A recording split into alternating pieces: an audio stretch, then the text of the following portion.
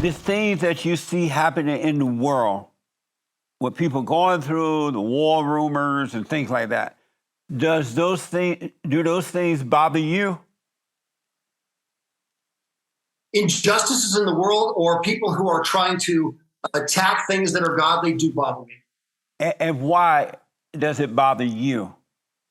It bothers me because I believe because we are called to confront evil. We are called to confront untruth. We are called, and so when I see that, and I see people using it, not just using it for their own stuff, but they're actually hurting other people with it, and that their agenda is more important than people's livelihoods or lives.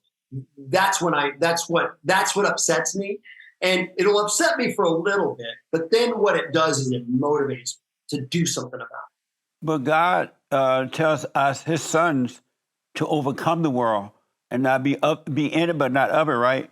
And so if you're personally bothered by the world and what they're doing, then you're not going to be able to help if you're bothered by it, because it's not happening to you, it's happening to them. And the reason it's happening to them is most people, not all, but most people don't want to overcome their misery. They don't want to overcome their hell. They love their hell. And if you're being bothered by their hell, then that's going to keep you focused on that, and you won't be able to help them in the right way. We're not supposed to be bothered by what happens to others. Well, we should try to point the right way for those who want to overcome their hell, right?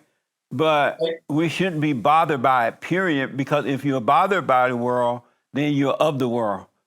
You're not just in it, because Christ wasn't bothered by the world at all, because he knew it wasn't them, it was the devil in them. They were possessed with evil in their head, in their minds and hearts. So he wasn't bothered by that, and that's why he helped those that wanted help. But if he had been bothered by it, he would not have been able to help, because he would have identified with it as though it was happening to him. Well, I would ask you then why did he throw the tables around and get the money changers out of the temple? He became a warrior at that point. Right. When he confronted the Pharisees and the Sadducees, who were using religion to lord it over people and create evil in the world, he confronted them directly.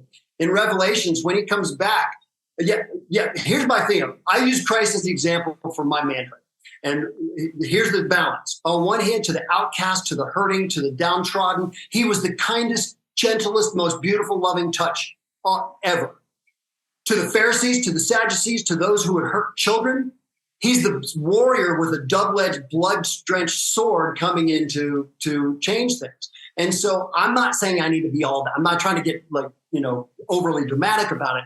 However, that I feel like is the balance that we as men need to embrace. We need to be the loving touch. We need to be caring. We need to help those who are hurting and downtrodden, to feed the hungry, to clothe the naked, to visit the people in prison. And at the same time, when I see, for instance, I'll give you an example. When I see what's happening with sex trafficking, and we dealt with this because I helped plant a church in Las Vegas. And our church, we planted it, started a church in Las Vegas. Lord knows there's need for it.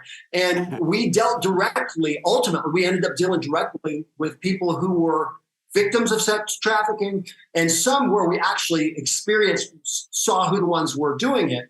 That upsets me. That is something that is a righteous indignation. And why though? Why does it upset you when it wasn't happening to you? And if you were upset about it, how were you able to help them if you have made yourself a part of it? Well, I'm not making myself a part of it. When you get upset about it, you are making yourself a part of it.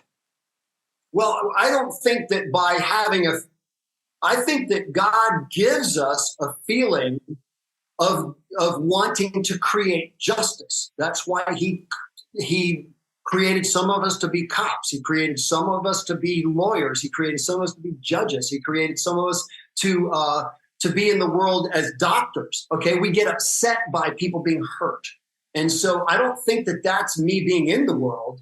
Let me do this. I'm sorry. I Let don't me think do it's this because of well, time. wrong. Finish that point, and then we run out of time here. Finish that Okay. point, though. I want you to finish that point you're making. Okay, well, I don't believe that that's God. That's me being in the world. That's me being of God and His vessel in the world. The Bible clearly says we are His hands. Well, what Right. would His hands do? His hands would comfort those who are sick and hurting, and His hands would bring justice to those who would hurt one of these. But And Christ so, never got angry because he had no anger. He only had love. And love, real love, is not an emotional thing at all. That emotional that people feel, the anger, the fake love that feel like you love and then you're up and down, that come from hate. That's not love. Christ had perfect love, which is not based on anything of the world, anyone or anything. Perfect love only comes from God.